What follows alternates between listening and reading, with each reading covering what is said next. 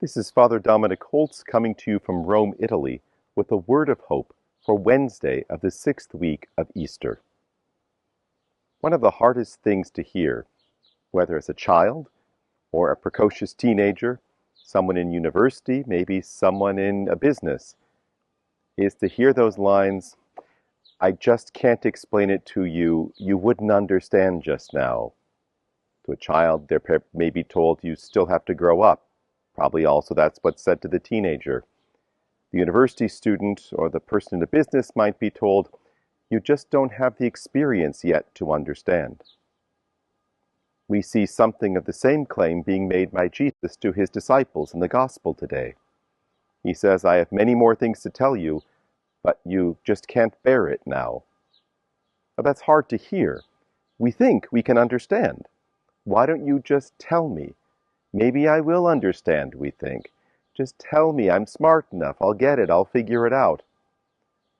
Now we know when we're on the other side of that conversation, when we're saying this hard truth, but it's a truth nonetheless, we understand that that's not enough. Sometimes there are things that we need to hear that aren't just more information, that you have to be a certain sort of person in order to understand them, to see their significance, to know what they truly mean. And while that's true in the natural, worldly way, it's even more true in the spiritual way. Because consider what Jesus says next. He doesn't just leave the disciples hanging.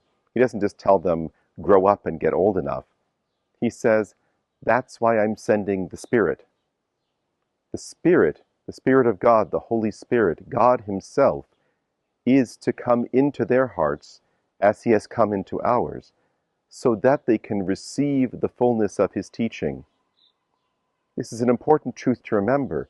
To understand the gospel, to know everything that Jesus wants to know about Him, is not just about study, although study is very important. It's not just about learning the right things to say, although saying the right things is very important. We have to be a certain sort of person in order to understand what the gospel is. And the sort of person we need to be is a friend of God, a friend of the Holy Spirit. It is through that friendship, the indwelling of the Holy Spirit, that the fullness of the gospel comes to us. So, brothers and sisters, all of us, through the power of the Spirit which we received in our baptisms, those of us confirmed, that confirmation of the Spirit that we received through that sacrament, and daily through our Christian life, through friendship with God, through friendship with the Holy Spirit, we will know fully, day after day, the gospel, the fullness that Jesus wants to teach us.